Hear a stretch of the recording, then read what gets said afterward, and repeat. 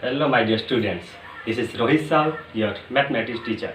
First of all, I welcome all to my YouTube channel. If you like that video, please do like, share and subscribe my channel.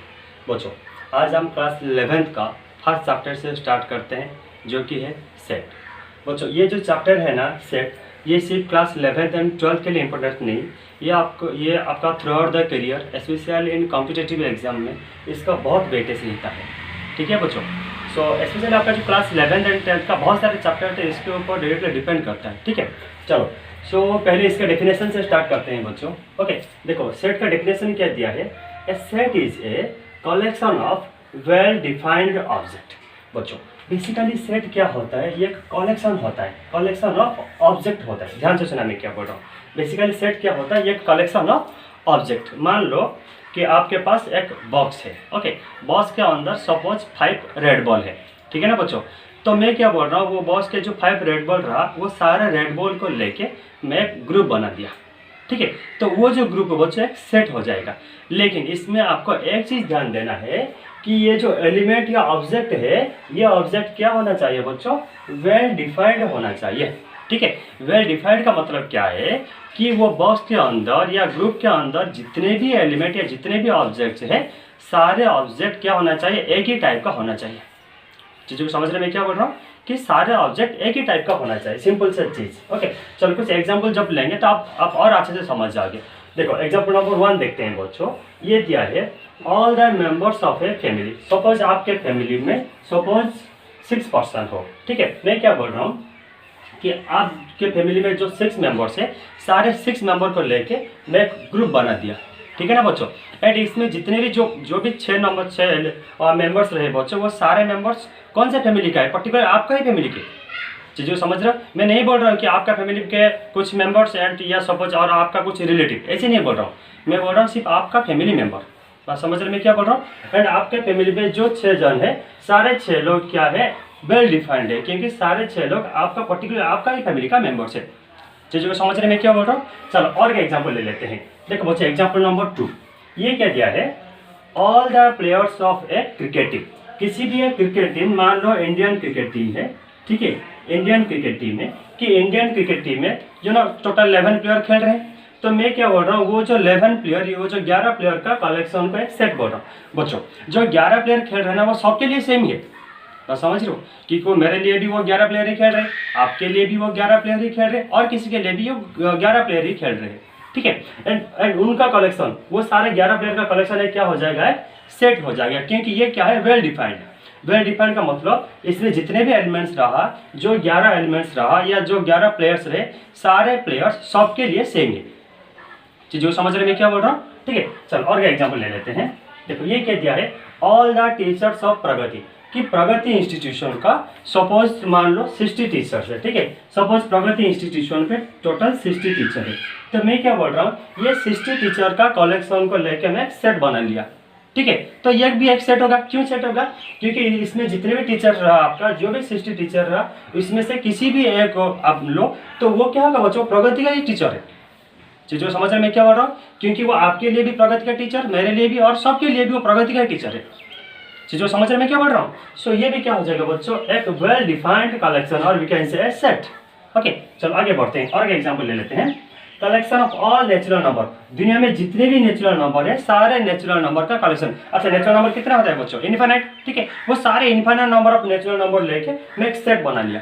ठीक है, हाँ ये आपका finite and infinite होता है, ये आगे पढ़ेंगे जो कि टाइप्स ऑफ सेट पे आएगा। ठीक है, सो ये क्या हो गया बच्चों, एग्जाम्पल नंबर 4 क्या हो गया, collection of all natural number. दुनिया में जितने भी नेचुरल नंबर है, सारे नेचुरल नंबर को लेके मैं ग्रुप बना लिया, एंड वो ग्रुप को क्या बोलूंगा, सेट बोलूंगा। क्यों, क्योंकि इसका सारे एलिमेंट क्या है बच्चों, वेल डिफाइंड है। यानी कि आप इसमें जो भी एलिमेंट हो, सपोज 1 2 10 5 1 लाख 1 करोड़ जो भी है, सब क्या है बच्चों, नेचुरल नंबर ही।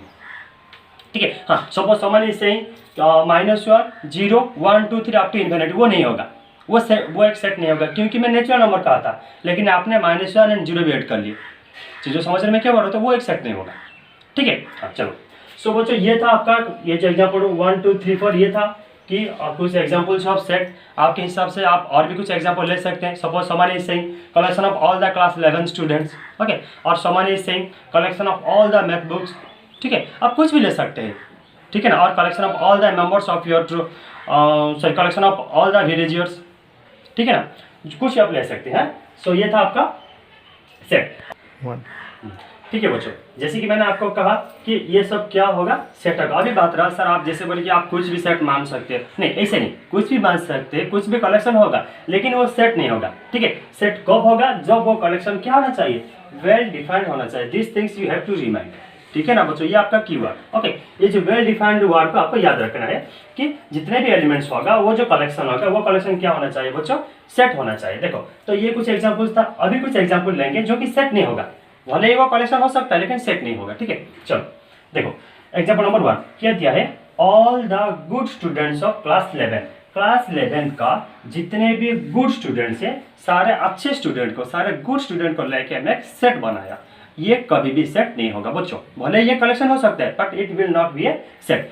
क्यों सेट नहीं होगा, देखो क्लास 11 में हम फाइंड नहीं कर सकते कि कौन सा स्टूडेंट गुड या कौन सा स्टूडेंट बैड, क्योंकि ऐसे कुछ स्टूडेंट है जिसका मैथ्स अच्छा होगा, मैथ्स अच्छा हो रहा है लेकिन फिजिक्स या केमिस्ट्री अच्छा नहीं हो रहा है। सपोज किसी का फिजिक्स अच्छा हो रहा है, बायोलॉजी अच्छा नहीं हो रहा है।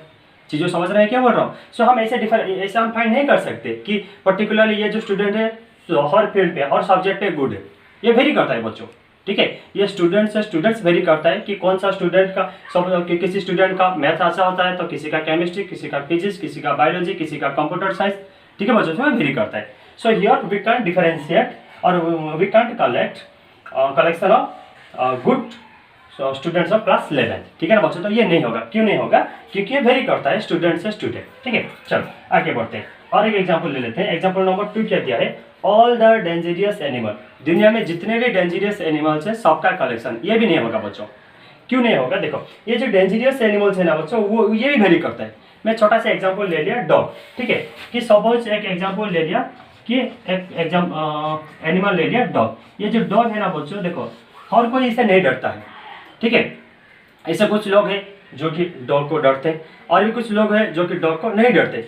तो अब मुझे बोलो ये जो डॉग है ये हम इसे क्या मानेंगे, डेंजरस एनिमल मानेंगे या नॉट डेंजरस एनिमल मानेंगे। चीज़ें समझ रहे मैं क्या बोल रहा हूँ। सो कहने का मतलब ये है कि जो डेंजरस एनिमल का मतलब सबके लिए वो सेम होना चाहिए। सपोज डॉग सपोज मेरे लिए डेंजरस है तो आपके लिए भी वो डेंजरस होना चाहिए। चीज़ें समझ रहे मैं क्या बोल रहा हूँ। सो हियर हम नहीं बोल सकते कि कलेक्शन ऑफ डेंजरस एनिमल एक सेट है, ठीक है। सपोज और एक एग्जांपल ले लेते हैं। सपोज मैं एक छोटा सा इंसेक्ट का एग्जांपल लिया, कॉकरोच, ठीक है बच्चों। सो कॉकरोच का नाम सुनते ही गर्ल्स लोग भागते हैं, ठीक है। कॉकरोच का नाम सुनते ही गर्ल्स लोग भागते हैं, लेकिन बॉयज लोग तो इतना नहीं डरते हैं ना। चीज़ों समझ रहे मैं क्या बोल रहा हूँ। तो बोलो कॉकरोच इतना डेंजरस होता है क्या, हाँ नो डाउट गर्ल्स लोग डरते हैं। चीज़ें समझ रहे मैं क्या बोल रहा हूँ। सो बस ये एक फनी थिंग था, ठीक है। सो क्या हो गया बच्चों कि collection of all the dangerous animal will not be A set, ठीक है। चलो आगे बढ़ते हैं और एग्जाम्पल देखते हैं। ये दिया है कलेक्शन ऑफ बेस्ट राइटर, कि दुनिया में जितने भी बेस्ट राइटर हैं सारे बेस्ट राइटर का एक कलेक्शन। ये भी सेट नहीं होगा बच्चों, क्यों नहीं होगा, क्योंकि ये जो बेस्ट राइटर है ना ये भी वेरी करता है। सपोज मुझे चेतन भगत का लिखना अच्छा लगता है, ठीक है ना, बट ये तो गारंटी नहीं कि आपको भी चेतन भगत का ही अच्छा लगेगा। चीज़ों समझ रहे मैं क्या बोल रहा हूँ। सो ये भी क्या है बच्चों, वेरी करेगा फ्रॉम पर्सन टू पर्सन, ठीक है बच्चों। चलो आगे बढ़ते हैं। तो जैसे कि अभी हम क्या पढ़े कि सेट का डेफिनेशन एंड उसका कुछ एग्जाम्पल लिए थे एंड और भी कुछ एग्जाम्पल लिए थे कि वो कलेक्शन होगा लेकिन सेट नहीं होगा, ठीक है बच्चों। चलो आगे बढ़ते हैं एंड उसे पॉज करके प्लीज़ पहले उसे लिख लेना, देन उसके बाद ये देखेंगे, ठीक है। चलो सो बच्चों एक नोट से स्टार्ट करते हैं। ये क्या बोल रहा है, a set is represented by a capital letter. बच्चों किसी भी एक सेट, ठीक है ना, किसी भी एक सेट हमेशा एक कैपिटल लेटर से रिप्रेजेंट करते हैं हम, ठीक है। जैसे कि A B C X Y Z P Q R कुछ भी, पर that should be capital one, ठीक है। ये चीज़ आपको याद रखना है कि हमेशा एक सेट एक कैपिटल लेटर से रिप्रेजेंट करते हैं, ये चीज़ आपको याद रखना है, ठीक है बच्चों। चलो आगे बढ़ते हैं। ये अभी देखेंगे बच्चों रिप्रेजेंटेशन ऑफ ए सेट। बच्चों बेसिकली सेट को हम 2 वे में रिप्रेजेंट करते हैं, ठीक है। 2 वे में हम रिप्रेजेंट करते हैं। एक होता है आपका रोस्टर और टेबुलर फॉर्म और एक होता है आपका सेट बिल्डर फॉर्म, ठीक है। हम बारी बारी में देखेंगे। पहले हम देखेंगे रोस्टर और टेबुलर फॉर्म, ठीक है। इसके बाद हम देखेंगे सेट बिल्डर फॉर्म। ओके बच्चों देखो तो ये रोस्टर और टेबुलर फॉर्म पे क्या है, बस ये कुछ डेफिनेशन दिया है। डेफिनेशन से पहले मैं आपको बोल देता हूँ, पहले सुन लेना, उसके बाद आप डेफिनेशन पढ़ोगे तो अच्छे से समझ जाओगे। सुनो बच्चों, ये रोस्टर और टेबुलर फॉर्म पे क्या है, ध्यान से सुना। रोस्टर और टेबुलर फॉर्म पे क्या है कि किसी भी एक सेट पे जितने एलिमेंट है आपको सारे एलिमेंट को कॉमा से सेपरेट करके एक एक लिखना है। चीज़ को समझे मैं क्या बोल रहा हूँ, फिर से बोल रहा हूँ, ठीक है।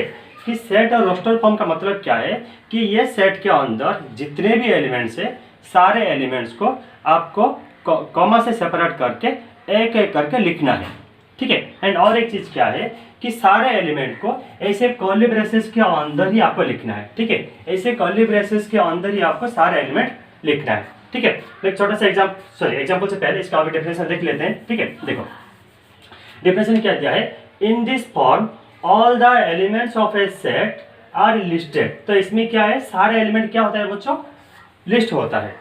And are being separated by commas, and सारे एलिमेंट क्या होते हैं बच्चों, कॉमा से सेपरेट करते हैं हम। एंड एनक्लोज्ड विथ ब्रेसेस, और we can say curly braces. And इसका मतलब क्या है कि वो सेट के अंदर जितने भी एलिमेंट्स होगा सारे एलिमेंट का आपको क्या करना है बच्चों, ऐसे कर्ली ब्रेसेस के अंदर ही लिखना है, लेकिन कॉमा से सेपरेट करना है सारे एलिमेंट को। ये चीज़ आपको याद रखना है, ठीक है।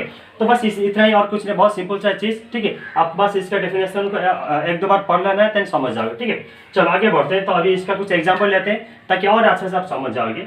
देखो बच्चों, एग्जाम्पल नंबर 1 क्या लिखा हूँ मैं, the set of all vowels of English alphabet. English alphabet में यहाँ लिख लेता हूँ, ऑफ इंग्लिश अल्फाबेट, ठीक है, यहाँ इसलिए, ठीक है। So the set of all vowels of English alphabet, ये इंग्लिश अल्फाबेट में जितने भी वॉवेल्स है सारे वॉवेल्स का सेट। बच्चों इंग्लिश अल्फाबेट में कितना वॉवेल्स होता है, 5, A-E-I-O-U, ठीक है बच्चों। अभी देखो मैंने क्या किया कि जितने भी आपका एलिमेंट्स था, 5 एलिमेंट को देखो मैं लिखा हूँ A-E-I-O-U, लेकिन मैंने क्या किया बच्चों, कॉमा से सेपरेट किया, ठीक है। ये चीज आपको याद रखना है। एंड अभी देखो सारे एलिमेंट को देखो मैं कर्ली ब्रेसेस के अंदर ही लिखा हूँ, ये चीज भी आपको याद रखना है, ठीक है। देखो सारे एलिमेंट, जो भी 5 एलिमेंट रहा, 5 एलिमेंट को मैं कर्ली ब्रेसेस के अंदर लिखा हूँ। एंड ये पूरा सेट को एक कैपिटल लेटर से रिप्रेजेंट किया हूँ, जो कि है सेट ए।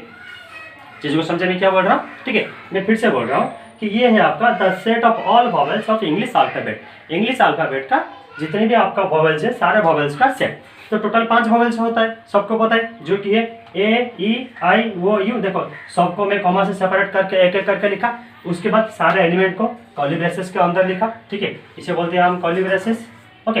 देन और इसे ना कैपिटल लेटर से रिप्रेजेंट कर लिया, जो कि है ए। आप आपके हिसाब से A-B-C-D-X-Y-Z कुछ भी दे सकते हैं, ठीक है। चलो और एग्जाम्पल देखते हैं।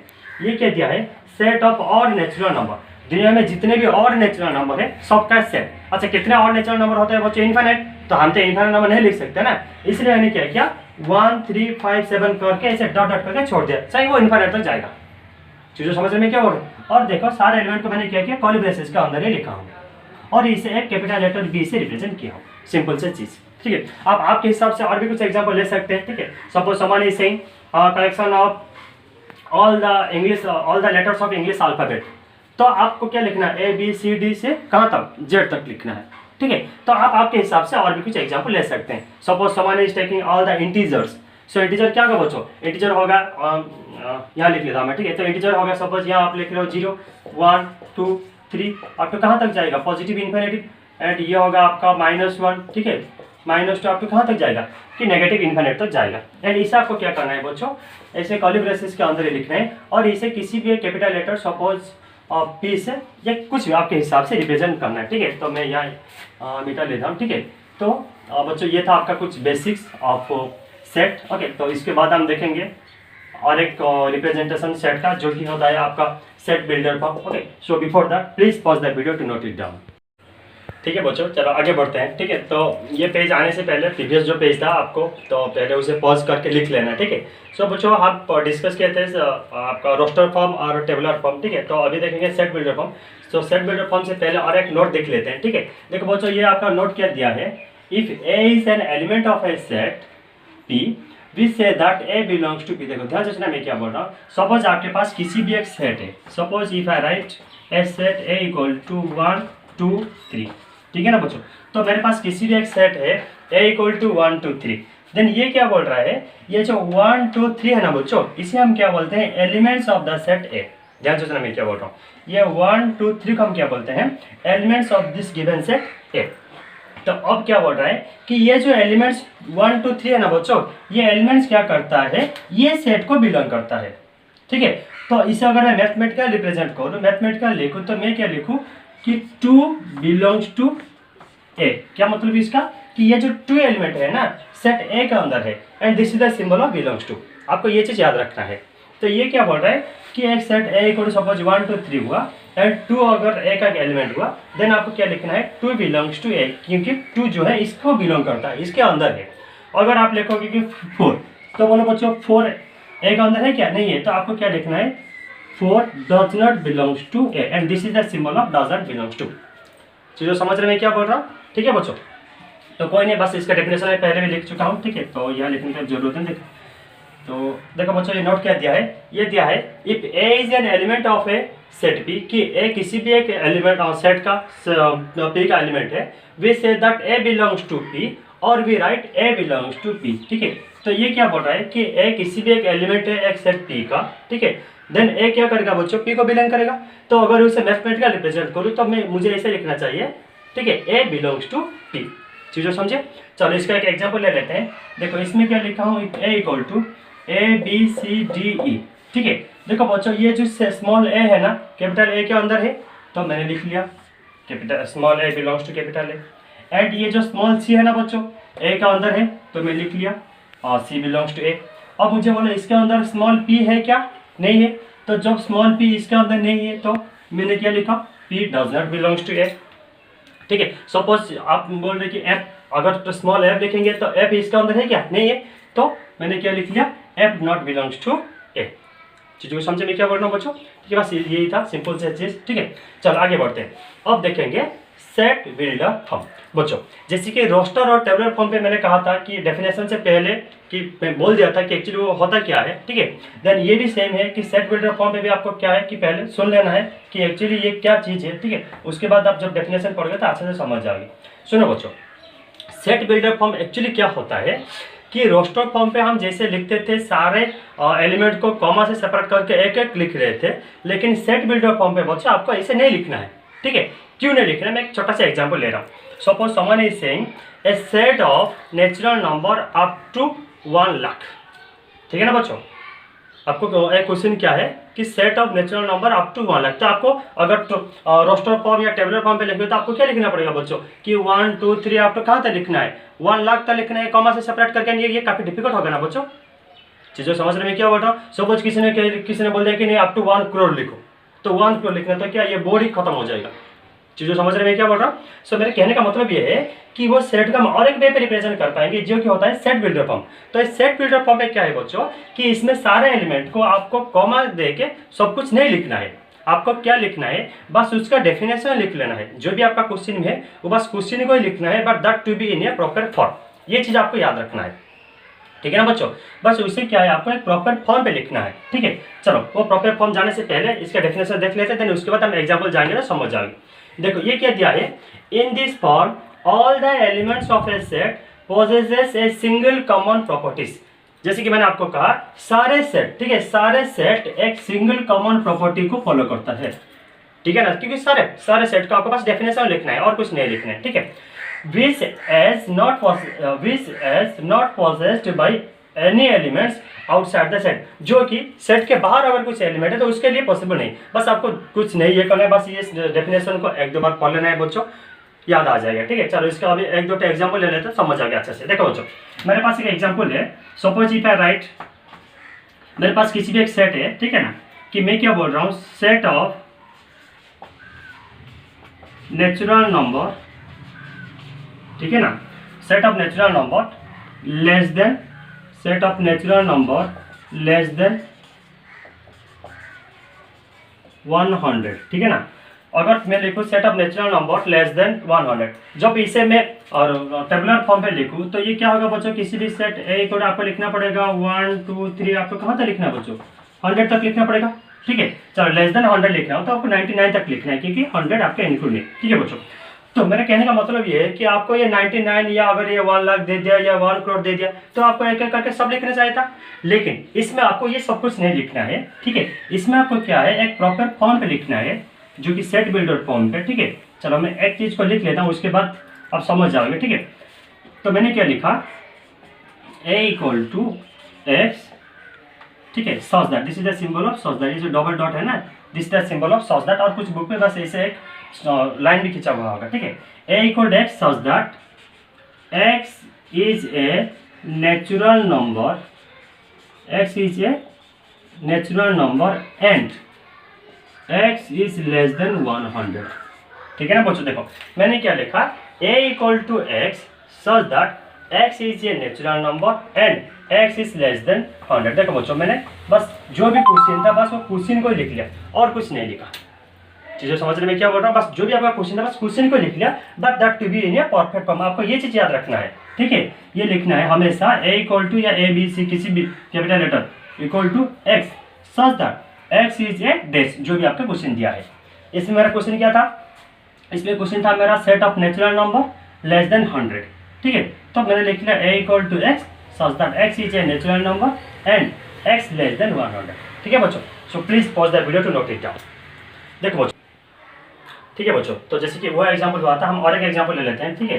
देखो एग्जांपल नंबर सेकंड क्या दिया है, set of months of a year, किसी भी एक ईयर का सारे मंथ का कलेक्शन और सारे मंथ का एक सेट। तो टोटल कितना मंथ होता है बच्चों, 12 मंथ होते हैं। तो आपको 12 मंथ नहीं लिखना है एक एक करके, जैसे कि जनवरी फरवरी मार्च ऐसे करके दिसंबर तक नहीं लिखना है। आपको क्या लिखना है, इसे जब सेट बिल्डर फॉर्म पे लिखना है बस उसका डेफिनेशन लिख लेना है, तो that to be in a proper form. देखो मैं यहाँ लिखा हूँ कि सपोज किसी भी कैपिटल लेटर डी से मैं रिप्रेजेंट किया हूँ, D equal to X such that x is a month of a year, simple सा चीज, ठीक है। अगर इसे जब आप टेबुलर फॉर्म और रोस्टर फॉर्म पे लिखोगे तो आपको ये लिखना है d इक्वल टू जनवरी फरवरी मार्च अप्रैल कहाँ तक, दिसंबर तक लिखना है। चीज़ों को समझ रहे हैं क्या बोल रहा हूँ, ठीक है बच्चों। तो ये था आपका कुछ बेसिक्स ऑफ सेट, ठीक है। आई होप आप लोग सब समझ गए होंगे, ठीक है। देन इसके बाद आप एक्सरसाइज 1.1 खुद सॉल्व कर सकते हैं, ठीक है। So please pause the video to note it down.